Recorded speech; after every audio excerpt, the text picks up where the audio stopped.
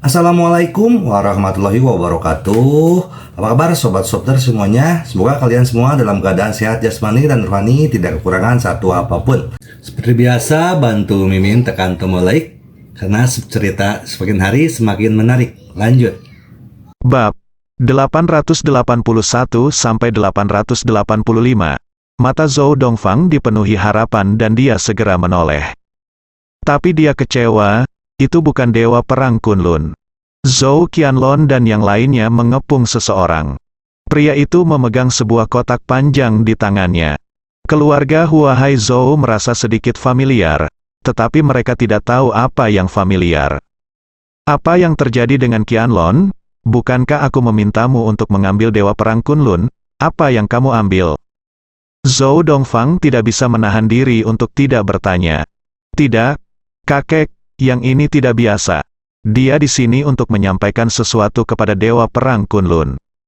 Begitu Zhou Qianlong mengucapkan kata-kata ini, ekspresi Zhou Dongfang segera berubah. Dia dan leluhurnya buru-buru menyambutnya ke depan. Selama itu terkait dengan dewa perang Kunlun, seekor anjing pun mulia.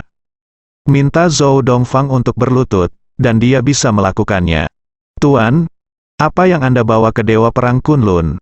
Zhou Dong bertanya, pedang perunggu kuno.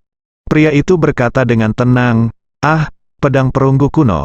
Semua orang melihat kotak itu dengan hati-hati dan menyadari bahwa ini adalah hadiah yang diberikan keluarga Zhou kepada dewa perang Kunlun. Ini juga mengirimkan pesan yang bagus. Kedatangan pedang perunggu kuno berarti dewa perang Kunlun akan datang. Lalu siapakah Ye Junlin? Entah dia dengan patuh bergabung dengan keluarga Zhou dan berkontribusi pada garis keturunan keluarga Zhou. Entah Ye Junlin akan dihapuskan, semua orang di keluarga Huahai Zhou menunjukkan kegembiraan. Saya bertanya-tanya mengapa Tuan meminta Anda mengirim pedang perunggu kuno terlebih dahulu. Keluarga Zhou menebak, pasti pedang perunggu kuno yang melambangkan dewa perang Kunlun yang masuk lebih dulu. Kemudian dewa perang Kunlun benar-benar tiba. Pria yang memegang kotak panjang itu mengabaikan mereka dan melihat sekeliling. Setelah melihat sekeliling, dia tiba-tiba berjalan menuju Ye Junlin. Boom, sinyal berbahaya ini hampir membuat Zhou Timur dan leluhurnya ketakutan hingga terjatuh. Mungkinkah pedang perunggu kuno itu diberikan kepada Ye Junlin? Apa hubungannya dengan dewa perang Kunlun? Saat ini, pria itu telah tiba di depan Ye Junlin dan menyerahkan kotak panjang itu kepadanya dengan hormat. Ye Junlin membuka kotak itu, mengeluarkan pedang perunggu kuno dan memainkannya. Pedang perunggu kuno yang berkarat sekarang menjadi sangat terang. Apakah ini benar-benar dibawa ke Ye Junlin? Apakah dia ada hubungannya dengan dewa perang Kunlun? Atau dia di sini atas nama dewa perang Kunlun? Memikirkan kembali apa yang dia katakan tentang Zhou Xiaolong sebelumnya, sepertinya dia mengenal Brigade Besi Yan Huang dengan baik. Mungkinkah dia benar-benar anggota Brigade Besi Yan Huang? Zhou Wei melihat Ye Junlin bermain dengan pedang perunggu kuno. Dia tidak bisa menahan diri untuk tidak memarahi. Ye Junlin, apa yang kamu lakukan? Pedang perunggu kuno itu adalah hadiah kami untuk dewa perang Kunlun. Kualifikasi apa yang kamu miliki? Harus memainkannya. Iya, cepat letakkan, kamu tidak memenuhi syarat. Semua orang di keluarga Zhou berteriak. Ye Junlin bermain dengan pedang perunggu kuno dan berkata sambil tersenyum.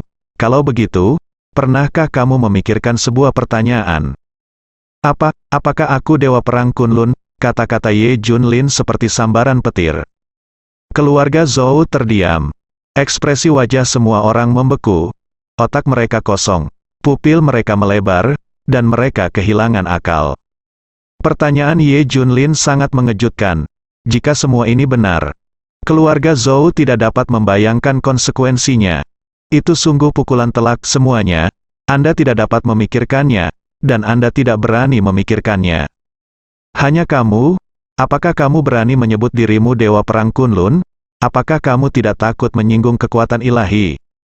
Zhou Wei segera bertanya. Zhou Qianlong tersenyum dan berkata, Ye Junlin, saya akui bahwa Anda sangat kuat, bahkan makhluk seperti Tuan Gu telah ditaklukkan oleh Anda. Tetapi Anda adalah dewa perang Kunlun, ini tidak mungkin, Anda telah masuk penjara selama 6 tahun. Ini tidak konsisten. Saat itu, Dewa Perang Kunlun telah bangkit, dan kamu masih di penjara. Saya kira Anda bertemu dengan bos super di penjara, kan? Itu sebabnya Anda berada di tempat Anda berada sekarang hari ini. Semua suku di Huahai dengan patuh menganggapmu sebagai tuan mereka. Apakah karena orang-orang besar di penjara? Zhou Qianlong menganalisis, kekuatan Ye Junlin saat ini berada di luar pemahamannya. Dia juga tidak bisa memahaminya. Satu-satunya penjelasan adalah Ye Junlin bertualang di penjara. Analisis ini juga diakui oleh semua orang di keluarga Zhou. Lagi pula, mereka tidak berani memikirkan aspek lain, terutama identitas Dewa Perang Kunlun. Ye Junlin tersenyum dan berkata, "Kamu memiliki pikiran yang bagus, ya? Saya mendapat kesempatan di penjara." Ye Junlin memang diam-diam dipilih oleh Departemen Rahasia. Ini adalah petualangan yang Anda dapatkan di penjara. Kamu juga anak yang hebat, kamu keluar dari penjara dengan latar belakang, dan sekarang kamu berhubungan dengan Dewa Perang Kunlun. Zhou Qianlong berkata sambil tersenyum. Tapi, keluarga Zhouku masih harus mengalahkanmu. Belum lagi hubungan kita dengan Dewa Perang Kunlun. Paman ketujuh saya adalah seorang mayor jenderal di bawah Dewa Perang Kunlun. Bisakah Anda membandingkannya dengan ini? Tanya. Zhou Qianlong terus-menerus. Ye Junlin memandang Zhou Xiaolong yang gemetar dan tersenyum. Oke, kalau begitu aku akan menunggu. Ye Junlin terus bermain dengan pedang perunggu kuno. Seluruh keluarga Zhou masih cemas menunggu kedatangan Dewa Perang Kunlun. Semua orang cemas. Akhirnya aku teringat akan suara langkah kaki. Zhou Xiaokun membungkuk di depan dan bertanya dengan hormat. Ada beberapa orang di belakang. Salah satunya diketahui keluarga Zhou. Du Guangxia, Panglima tertinggi wilayah Angkatan Laut Huahai. Yang ini ada di sini, maka Dewa Perang Kunlun pasti datang. Ada 5 orang lain di dekatnya. Mereka adalah 5 raja perang di bawah Dewa Perang Kunlun. Namun keluarga Zhou tidak mengenalnya. Saya pikir Dewa Perang Kunlun ada di antara mereka. Dewa Perang Kunlun akhirnya datang. Zhou Dongfang menangis kegirangan.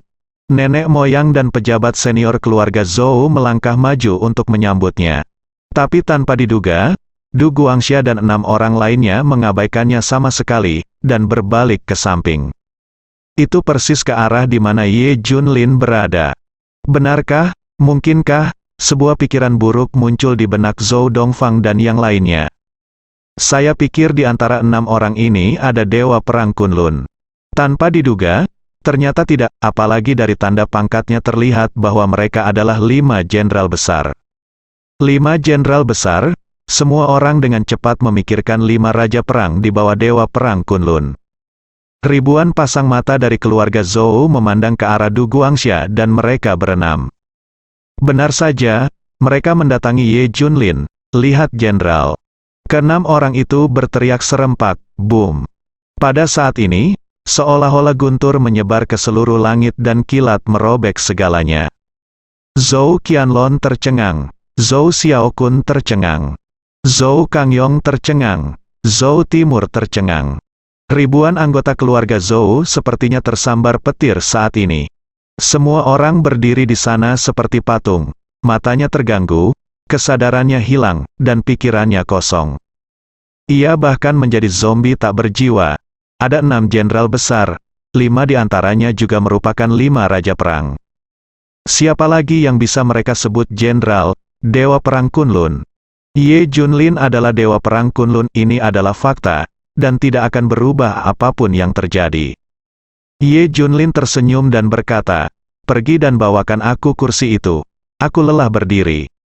Ye Junlin mengucapkan sepatah kata, dan ribuan pasang mata penonton berkumpul di kursi di depan aula leluhur.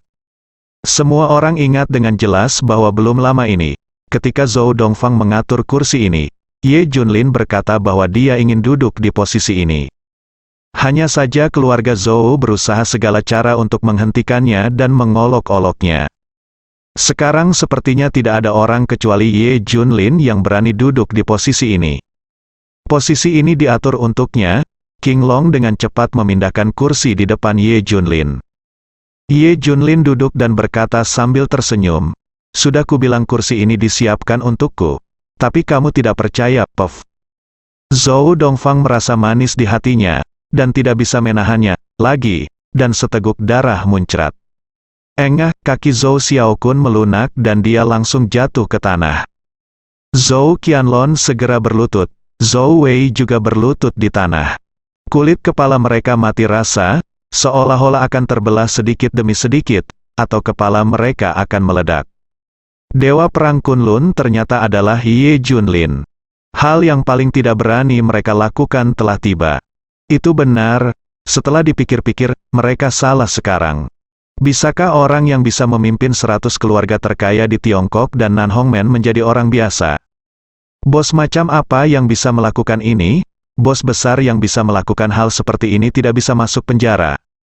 Tiba-tiba Zhou Qianlong menyadari sesuatu yang membuat kulit kepalanya mati rasa.